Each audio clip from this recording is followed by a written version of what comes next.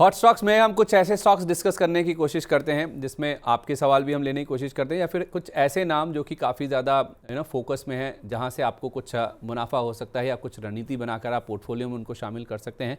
और सबसे पहले अगर हम देखें जो सवाल आया हमारे सामने वो मनमोहन जी का है। हालांकि इससे पहले बिस्वजीत सिंह जी हमारे साथ नए इकॉनमी मेंबर के रूप में जुड़े हैं। तो आपका बहुत स्वागत है बिस्वजीत जी। अगर आप भी हमारे प्राइम मेंबर बनना चाहते हैं ना, तो इस वीडियो के अगर आप ऊपर जाएंगे तो आपको एक ज्वाइन का बटन दिखेगा। किसी भी मनी 9 की वीडियो पर आप जाएंगे तो आपको ज्वाइन का बटन दिखेगा, उसको प्रेस करेंगे। 3 विकल्प आपके सामने आएंगे, इकोनॉमी, स्टैंडर्ड और वीआईपी। इन तीनों प्लान्स में से आप अपनी सुविधा के हिसाब से, अपने बजट के हिसाब से चुनाव करके पेमेंट करके हमारे मेंबर बन सकते हैं। और पहले से अगर आप मेंबर हैं, रिज्यूम करना चाहते हैं, तो ज्वाइन की जगह आपको रिज्यूम का बटन दिखेगा। वो जैसे ही आप प्रेस करेंगे कुछ सेट ऑफ इंस्ट्रक्शंस आपके सामने आएंगे, उनको फॉलो कीजिए, पेमेंट कीजिए और आप फिर से हमारे प्राइम मेंबर के रूप में बने रह सकते हो। उसका फ़ायदा क्या होगा? सबसे बड़ा फ़ायदा जो है वो आपको मार्केट अपडेट मिलेगा, प्रायोरिटी बेसिस पर आपको आपके सवालों के जवाब मिलेंगे, तो स्टॉक्स का एनालिसिस भी आपको मिलेगा। तो सवालों के जवाब आपको स्टॉक मार्केट से जुड़े हुए, म्यूचुअल फंड से जुड़े हुए मिलेंगे। और हमारी प्रतिबद्धता है कि अगर आप हमारे प्राइम मेंबर हैं तो आपके सवाल हम पहले लेंगे। जैसे जैसे जिस सीक्वेंस पे आपके सवाल आ रहे हैं प्राइम मेंबर्स के, वही सीक्वेंस में हम सवाल लेने की कोशिश भी करते हैं। हॉट स्टॉक्स में ज़्यादा फोकस हमारा इसी चीज़ के ऊपर होगा। तो मनमोहन जी, सबसे पहले हमारे दर्शक है जिनका सवाल पहुँचा है, प्राइम मेंबर है हमारे, कह रहे हैं कि सर कौन से लेवल सही होंगे bank of India, Adani power और फोर्टिस हेल्थकेयर में एंटर करने के लिए? फोर्टिस हेल्थकेयर में सर तपन सर आप बताइए, मैं बैंक ऑफ इंडिया और अदानी पावर बिबू जी से पूछता हूँ फिर। सर कौन सा स्टॉक बोला, वापस बताएंगे? Fortis healthcare sir, Fortis healthcare. Fortis, okay. Fortis of course ना अच्छा स्टॉक है। और अगर लेकिन ऑफ कोर्स अगर हम लोग बात करें वैल्यूएशन पॉइंट ऑफ व्यू से तो काफ़ी बढ़ चुका है। लेकिन वो वापस अभी धीरे धीरे रिकवरी आ रही है। और एक लेवल पे अगर आप देखें तो ये ऑलमोस्ट देखें तो काफ़ी अच्छे, ऑलमोस्ट 80-90 के पी पे चला गया। तो slowly and gradually it is coming down. अब जब मैं वैल्यूएशन देखता हूँ तो थोड़ा ऑन हायर साइड है। अगर थोड़ा नीचे आता है it will be very very good buy. इनका रेवेन्यू ग्रोथ देखो, प्रॉफिट ग्रोथ देखो, बहुत ही अच्छा है। और आगे जाके मुझे लग रहा है, आई थिंक इनका जो मैंने मैनेजमेंट का सुना था, कैपेक्स का भी अच्छा प्लान है। काफी नए हॉस्पिटल्स आ रहे हैं और एवरेज रेवेन्यू पर बेड ऑलमोस्ट ना 20% से अबव ग्रो होगा। So that is a good thing. और इनका परफॉर्मेंस भी काफी बेटर है क्वार्टर टू क्वार्टर। तो मेरे हिसाब से अभी 862 चल रहा है। ये अगर आपको 800 के आसपास मिले तो that is a time you can start accumulating for the long term. Long term के लिए अच्छी बेट है ये। क्योंकि ना क्या है, हर किसी के मन में सवाल क्यों नहीं है, मैंने आपसे क्यों पूछा था सर, क्योंकि 1100 के आसपास का इसका हाई था, वहां से गिरता गिरता ये ऑलमोस्ट 850 के आसपास आ गया। तो आप कह रहे हैं कि 850 पर आने पर भी धीरे धीरे शुरू करे खरीदना, और नीचे भी डाउनसाइड हो सकती है। नहीं, देखिए काफी हद तक सेलिंग प्रेशर आ रहा है धीरे धीरे। अगर आप देखो ये स्टॉक ऑलरेडी बहुत बढ़ चुके थे, तो एक प्रेशर के मुझे लग रहा है कि 800 के 700 में आई थिंक आपको मिल सकता है। ये थोड़ा नीचे है तो वो that is a very good time to accumulate. और फिर थोड़ा 1-2 महीने में आई थिंक आ जाएंगे प्राइस। मुझे लग रहा है कि 1-2 महीने में आप अच्छी तरह से इसको एक्यूमुलेट कर पाएंगे। मैं ना यही आपसे पूछना चाह रहा था, आपने जैसे कहा ना ये स्टॉक्स काफ़ी ज़्यादा चल गए, तो पूरा हॉस्पिटल स्पेस या फिर ये जो पूरे जो हेल्थ केयर वाले स्टॉक्स हैं, इनमें काफ़ी अच्छा एक्शन बन चुका है sir. If not Fortis health care, या इसके अलावा भी कोई और स्टॉक जो आपको पसंद हो, चाहे वो नारायण हृदयालय हो या फिर एस्टर डीएम हेल्थ केयर हो या कोई भी नाम हो। इसमें और एक दो मैं नाम जोड़ना, एक तो अपोलो है और एस्टर डीएम है। ये दो स्टॉक भी नो आप always be keep it on buy on dips. मैं बाय ऑन डिप्स ही बोलूंगा क्योंकि ये मेगा ट्रेंड है। ओके, तो आप एग्जैक्ट तो प्राइस पकड़ नहीं पाए, लेकिन जब भी आपको मौका मिलता है एंटर कीजिए। हेल्थ केयर सेक्टर बहुत ही आगे बढ़ेगा और लग भी रहा है ऐसा। ठीक है, तो अपोलो और एस्टर डीएम हेल्थ केयर, इनको भी आप जरूर कंसिडर कर सकते हैं। धीरे धीरे गिरावट पर आप इनमें खरीदारी करके चलें। विभू जी, आप जरा अदानी पावर और बैंक ऑफ इंडिया, ये देखिए इनमें एंट्री के लेवल्स कौन से सही होंगे? उस कंपनी मेरे को बहुत अच्छी लगती है, पावर सेक्टर से रिलेटेड ये कंपनी है। एंड ऑलमोस्ट अपने जिस हिसाब से पिछले कुछ दिनों से काफ़ी अच्छे एक डाउन ट्रेंड की तरफ ही थी, तो यहाँ पे आपको एक अच्छी खासी अपॉर्चुनिटी डेफिनेटली देखने को मिल सकती है। करंटली अभी ये ट्रेड कर रहे हैं लगभग 144 रुपये 20 या 30 पैसे के आसपास पे। अगर इस स्टॉक के अंदर आपका एक लॉन्ग टर्म होराइजन का पॉइंट ऑफ व्यू है तो 136 रुपये से लेकर 137 रुपये आपके लिए एक इम्पोर्टेंट लेवल होता है। यहाँ पे हम इस स्टॉक के अंदर एंट्री बनाने के बारे में बिल्कुल सोच सकते हैं। कंपनी फंडामेंटली बहुत अच्छी है। हालांकि अडानी ग्रुप के ऊपर बीच बीच में काफ़ी कभी अपोजिशन पार्टी की तरफ से या कभी बाहर से हमेशा इस कंपनी के ऊपर इस ग्रुप के ऊपर कुछ ना कुछ एलिगेशंस लगते रहे हैं, लेकिन स्टिल इन्होंने हर बार ही अपने आप को प्रूव किया एंड कंटिन्यूसली इन सारी चीज़ों को गलत प्रूफ करके अडानी ग्रुप काफ़ी अच्छा वर्कआउट कर रहा है। तो 136 रुपए के लेवल पे आप डेफिनेटली स्टॉक में एंट्री बनाने के बारे में सोच सकते हैं। और अगर अपसाइड के बारे में बात करूं तो एक इंपॉर्टेंट रेजिस्टेंस लेवल होगा लगभग 180 रुपए के आसपास पे। अगर वहां पे ये कंपनी ठीक ठाक से परफॉर्म करती है, वहां पे ब्रेकआउट कर देती है, तो हम इस कंपनी के अंदर एक ऑल टाइम हाई बनते हुए भी देख सकते हैं आने वाले समय में।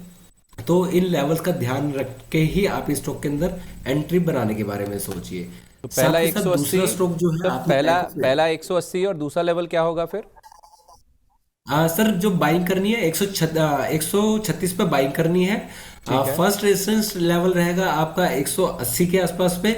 और ठीक है। जो दूसरा लेवल रहेगा वो काफी अच्छा जा सकता है, लगभग 225 के ऊपर पे भी स्टॉक जा सकता है।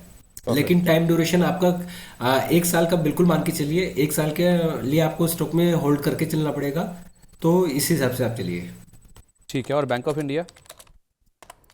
सर बैंक ऑफ इंडिया के बारे में मैं बात करूं तो banking sector sir and specially PSU banks one of the मेरे फेवरेट सेक्टर रहा है, क्योंकि पिछले कुछ सालों में जिस तरीके से पीएसयू बैंकिंग सेक्टर परफॉर्म कर रहे हैं, इनके जो नंबर के अंदर डेवलपमेंट्स मेरे को देखने को मिल रही है वो मुझे बहुत ही इंप्रेसिव लगती है। और मुझे लगता है कि आने वाले समय में पीएसयू बैंक्स के अंदर एक बहुत बड़ी वैल्यू अनलॉकिंग अभी तक हिडन है, जो कि अभी वैल्यू अनलॉकिंग होनी बाकी है। तो लॉन्ग टर्म होराइजन के लिए आप पीएसयू बैंक्स में कभी भी एंटर कीजिए। अगर स्पेसिफिकली मैं बैंक ऑफ इंडिया के बारे में बात करता हूँ, तो अगर आपको एंट्री बनाने का मौका मिलता है लगभग 138 रुपए तक के लेवल पे, तो यस हम 138 से लेके या फिर 135 पे शॉर्टर ड्यूरेशन के लिए इस स्टॉक में हम एंट्री बना सकते हैं। और हम जो इसमें प्ले बना सकते हैं वो लगभग 160 165 तक के लेवल के लिए भी प्ले कर सकते हैं। 160 तक के लेवल अगर इसमें ब्रेकआउट होता है तो फिर हमें इस स्टॉक के अंदर भी एक फर्दर रैली देखने को मिल सकती है, जो कि आपका लगभग 180 185 तक के लेवल को भी टच कर सकती है। तो पीएसयू सेक्टर मेरे को काफी अच्छा लगता है। Bank of India is one of okay, कोई इस बैंक के साथ में कुछ कोई इशू नजर नहीं आते हैं, तो डेफिनेटली इस स्टॉक के साथ आप प्ले कर सकते हैं। 135 रुपए के लेवल पे एंट्री बनाइए, 60 या 165 60 तक के लिए आप वेट कीजिए एंड उसके बाद अगर ब्रेकआउट होता है तो 180 85 के लेवल भी बहुत अच्छे हैं। चलिए ठीक है, परफेक्ट है। तपन सर एक बार जरा केन्स टेक्नोलॉजीज देखिए, क्या स्टॉक में बुरा दौर खत्म हो चुका है? प्राइस वाइज देखें तो करेक्शन पूरा हो चुका है, क्योंकि आज भी एक 1-1.5% के आसपास की मजबूती दिखा रहा है। 4331 के आसपास सर केन्स टेक्नोलॉजीज में अगर किसी को लंबी अवधि का व्यू लेके चलना है तो सही लेवल है एंटर करने के हिसाब से? हाँ, एक तरह से ना एक अच्छा खासा करेक्शन ऑलरेडी हो चुका है। और अगर आप देखें तो 44% डाउन है। ऑफ कोर्स जो पिछले कुछ साल के रिजल्ट थे वो बहुत ही अच्छे रहे, और आगे जो गाइडेंस है वो भी ऑलमोस्ट आप कह सकते हैं 40-45% का सीएजीआर ग्रोथ बोल रहे, मार्जिन एक्सपेंशन भी बोल रहे।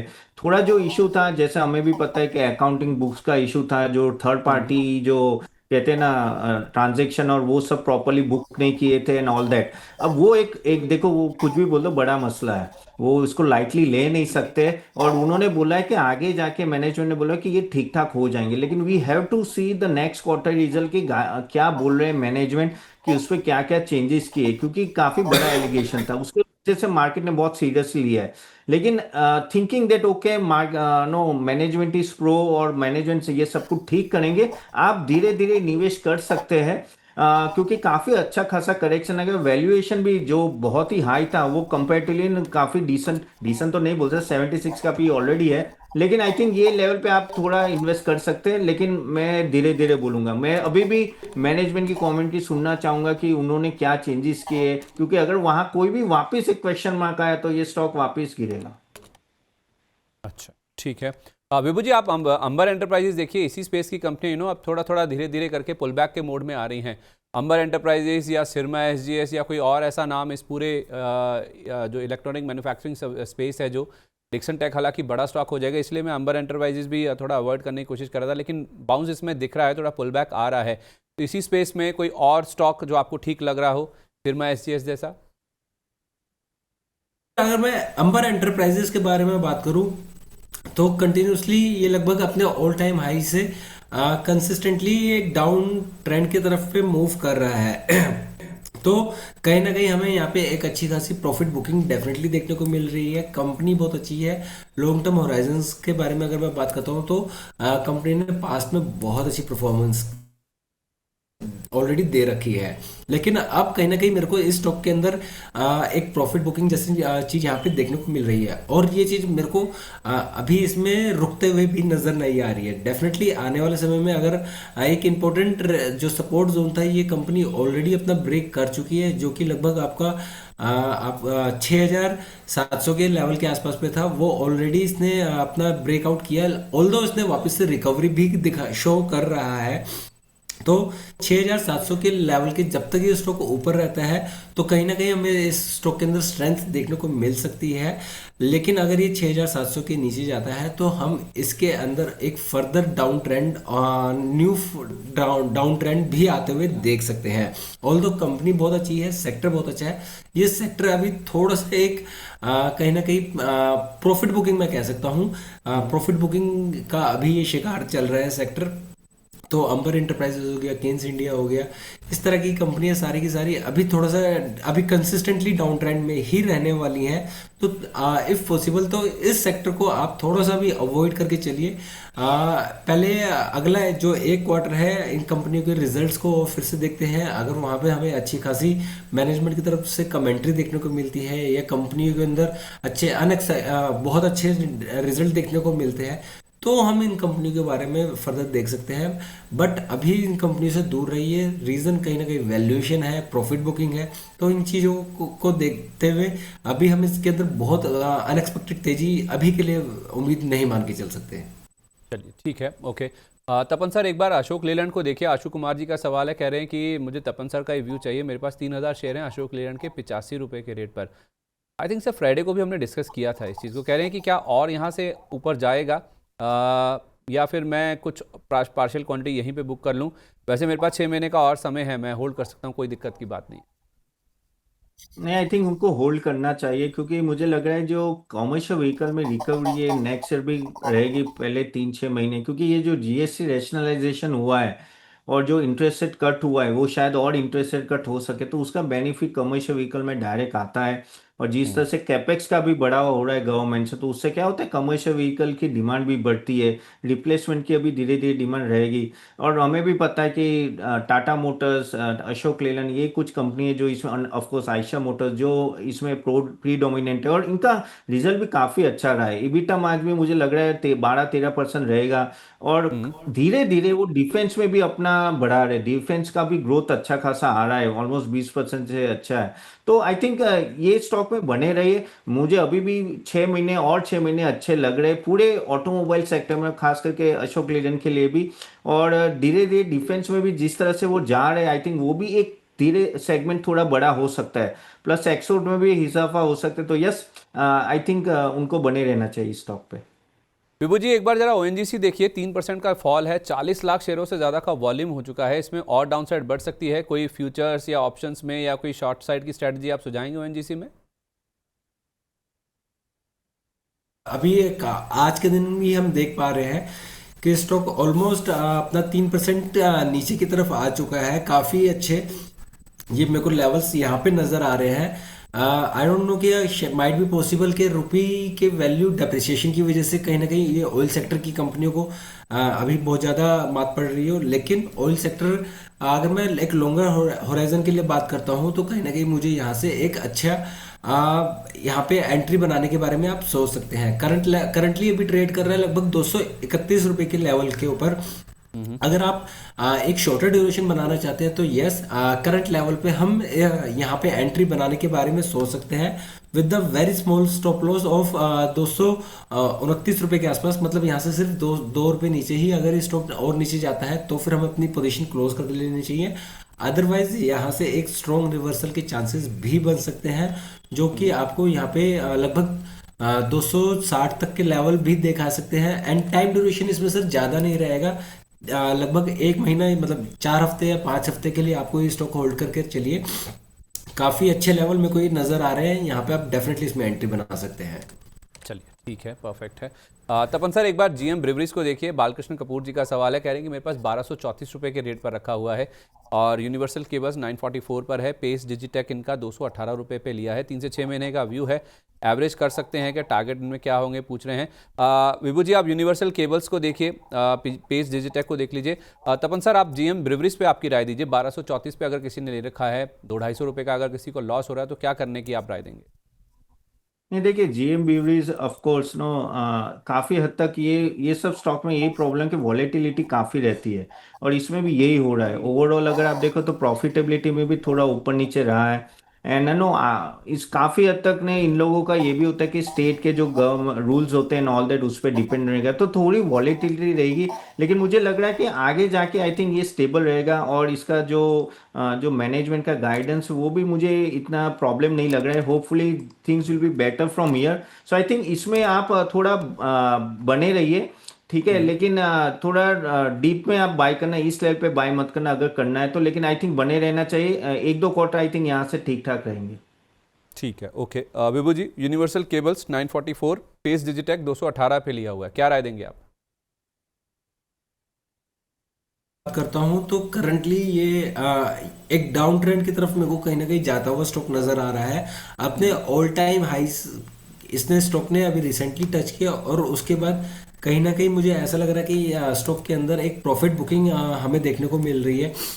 माइट भी पॉसिबल कि यहाँ से हमें एक फर्दर डाउन ट्रेंड भी देखने को मिल सकता है। अगर यहाँ पे जिन्होंने अपनी पोजीशन बना रखी है तो डेफिनेटली वो यहाँ से अपनी पोजीशन क्लोज करके स्टॉक से अभी के लिए एग्जिट कर सकते हैं, और नीचे के लेवल पे लगभग हमें आने वाले समय में 820 रुपये तक के लेवल भी इसमें देखने को मिल सकते हैं। और अगर कंटिन्यूसली डाउन ट्रेंड में रहा तो ये स्टॉक हमें लगभग 750 तक के लेवल भी दिखा सकता है। तो इट्स बेटर कि यहाँ पे अगर हम अपना प्रॉफिट बुकिंग कर लेते हैं और नीचे के लेवल पे स्टॉक के अंदर एंट्री बनाने के बारे में सोचते हैं तो वो ज़्यादा बेटर रहेगा। लेकिन करंट पोजीशन पे मुझे डेफिनेटली यहाँ से थोड़ा सा अनकंफर्टेबल फील हो रहा है। रीज़न कि कहीं ना कहीं यहाँ पे मेरे को एक डाउन ट्रेंड की तरफ स्टॉक जाता हुआ दिखाई दे रहा है। एंड सर, सेकंड स्टॉक का नाम क्या था? पेस डिजिटेक। पेस डिजिटेक सर, इनका 218 रुपये पे लिया हुआ, I think. Pace Digitek, okay sir. अगर पेस डिजिटेक के बारे में बात करते हैं तो ये स्टॉक शायद अभी इसका रिसेंटली में ही आईपीओ आया है एंड जी। इसने अभी कुछ खास मेरे को इसके अंदर ऐसी चीज़ नज़र नहीं आ रही कि यस ये मेरे को एक वैल्यू फॉर मनी नज़र आ रही हो। स्टॉक यहाँ से भी फर्दर हमें और भी नीचे की तरफ के लेवल दिखा सकता है। 218 रुपये पे अगर एंट्री बना रखे तो ऑलमोस्ट 10% के ये लॉस पे ऑलरेडी चल रहे हैं, एंड यहाँ से भी मुझे कोई रिलीफ होता हुआ नज़र नहीं आ रहा है। फर्दर इनका पेन मेरे को बढ़ता हुआ ही नज़र आ रहा है। तो मेरा सजेशन यही होगा कि आप इस स्टॉक में अपना लॉस बुक करके इस स्टॉक से तो बिल्कुल अपना एग्जिट बना के चलिए। रीज़न कि ये स्टॉक अभी एक डाउन ट्रेंड का चार्ट मेरे को दिखा रहा है मंथली बेसिस पे, तो यहाँ से भी मुझे इसके अंदर और भी न्यू डाउन ट्रेंड देखने को मिल सकते हैं। कोई बड़ी बात नहीं होगी इस स्टॉक के अंदर अगर हमने 170 175 तक के लेवल भी देख लिए तो आपके लॉस बढ़े, इससे अच्छा इसमें आप अपने लॉस को लिमिटेड कीजिए, आप इस स्टॉक से एग्जिट ले लीजिए और कोई दूसरी फर्दर पोजीशन की तरफ आप देख सकते हैं। लेकिन इस कंपनी से थोड़ा दूर रहिए अभी। आप ना विभू सर, एक बार जीना सीखो लाइफ केयर, जीना सीखो लाइफ केयर 428 पे, एनडीटीवी 206 पर है। प्रीतम सिंह जी का सवाल है, मैं आपके पास आता हूं, आप इनके चार्ट्स देख लीजिए। बहुत रेयरली इन पे बात होती है जीना सीखो लाइफ केयर पे। पहले भी आई थिंक फ्राइडे को भी हमने इस पे बात की है। तपन सर, आप ना ये एशियन पेंट्स पे आपकी राय दीजिए मुझे। माई निश के नाम से हमारे एक प्राइम मेंबर हैं, ये कह रहे हैं कि सर मैंने ऑलरेडी एशियन पेंट से अपनी पोजीशन बुक कर रखी है। मैंने 2400 पे खरीदा था और 2900 रुपये पे मुनाफा बुक कर लिया। कहना है buy it again and what will be level. तो दोबारा एंटर करना चाह रहे हैं सर, 2900 रुपये पे ऑफलोड कर लिया, नीचे फिर आ रहा है स्टॉक। कह रहे हैं कि दोबारा एंट्री करने के लिए अगर आपकी हाँ है तो लेवल क्या सही रहेंगे? नहीं, देखिए एशियन पेंट्स में अच्छी खासी रिकवरी आई, तो जब पता चला कि बिरला ओप्पोस ने इतना मार्केट शेयर गेन नहीं किया, उस दिन आई थिंक हमने बहुत अच्छी रिकवरी देखी है। और क्रूड ऑयल नीचे है तो उनके मार्जिन में थोड़ा प्रॉफिटेबिलिटी का भी एक इजाफा रहता है इन सब कंपनियों का। और मुझे लग रहा है यहाँ से इनका ऑफ कोर्स कंपटीशन रहेगी। देखिए ऐसा नहीं है कि Buildcon will try double from year के भाई कुछ मार्केट शेयर है, प्लस जेएसडब्ल्यू पेंट्स का भी जो है वहां से भी अच्छी खासी कंपटीशन है, तो थोड़ा मार्जिन में प्रेशर है। अगर आप देखें तो 15-17% से ऑलमोस्ट डाउन हुआ है कुछ क्वार्टर में। प्रीमियमाइजेशन धीरे धीरे ड्राइव करेगा प्रॉफिटेबिलिटी, लेकिन टाइम लगेगा। वॉल्यूम ग्रोथ मुझे लग रहा है कि अभी भी 10%, 8 to 10% होगा, डबल डिजिट में जाएगा नहीं। और रॉ मटेरियल कॉस्ट पे थोड़ी हमें नजर रखनी पड़ेगी, क्योंकि स्ट्रॉन्ग ब्रांडेड डिस्ट्रीब्यूशन है तो आई थिंक वो बाई कर सकते, लेकिन मुझे लग रहा है कि यहाँ से थोड़ा वेट कर ले। I think may be around अभी 27, 2789 है, यानी 27 या 2650 के आसपास आए तब बाई कीजिएगा।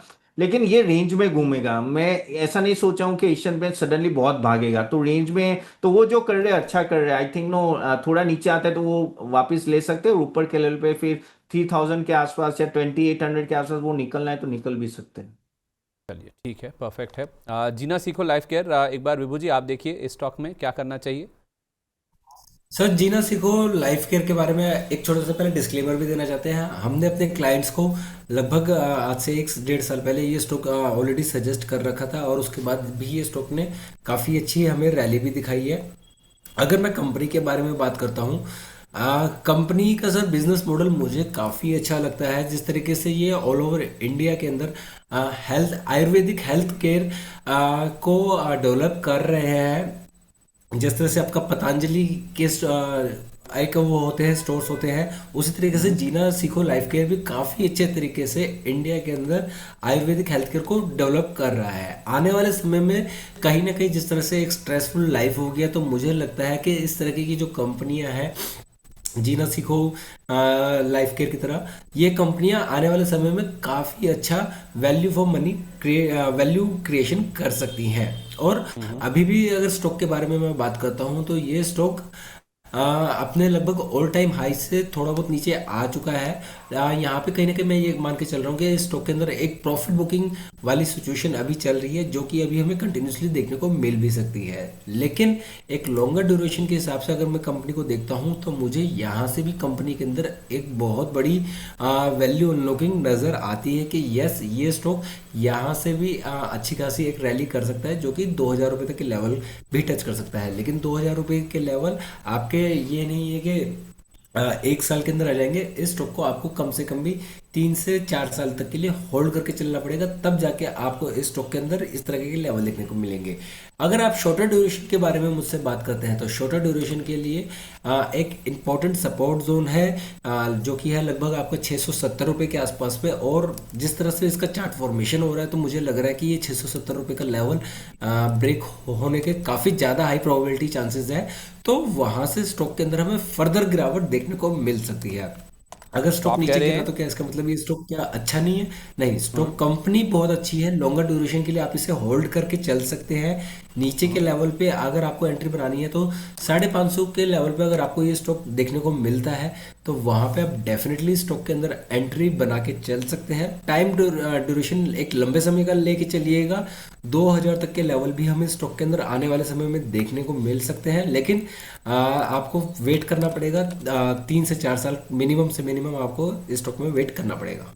मतलब 3 से 4 साल में आप कह रहे हैं कि जीना सीखो 3 गुना हो जाएगा, राइट? अगर 700-750 रुपये के आसपास है, 2000 होना है, तो 3 गुना हो जाएगा फिर।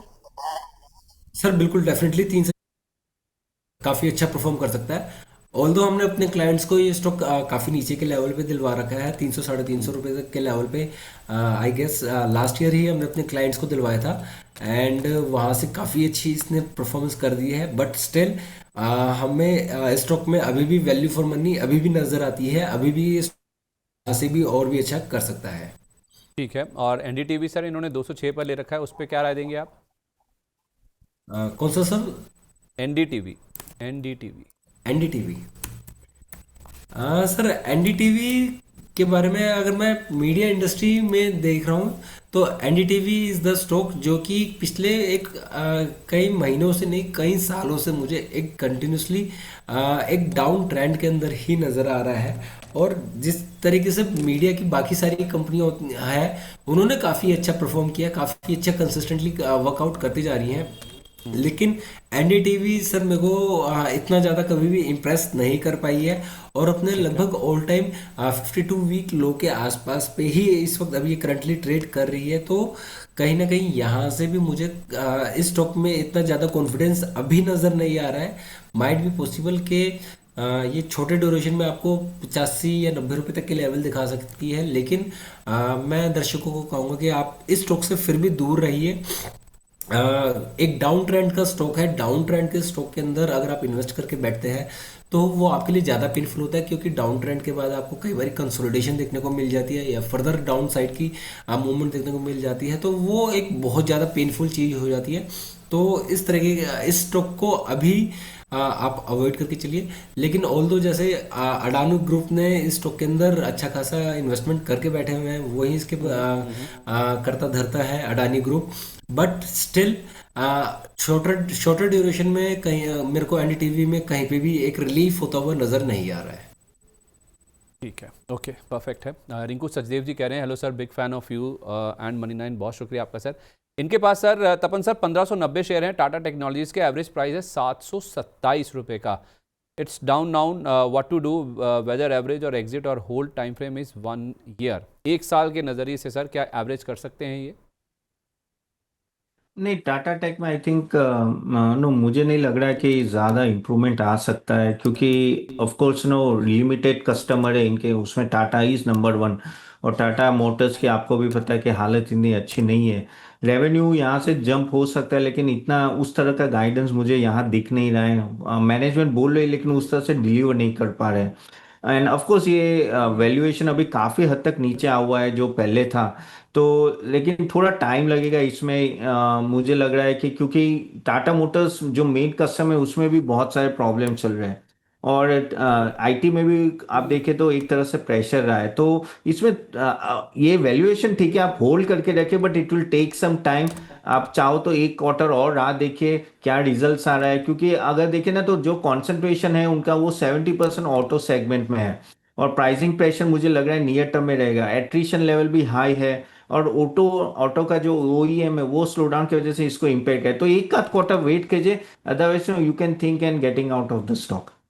चलिए ठीक है, तो ये बात होगी स्टॉक की। और सेकेंडरी मार्केट में आप देखें तो 100-125 पॉइंट के आसपास की गिरावट के साथ ही आज कारोबार हो रहा है। जैसा ग्लोबल संकेत बता रहे थे कि वीक शुरुआत हो सकती है, वैसा ही कुछ रुझान हमने आज इंडियन मार्केट्स में देखा भी है।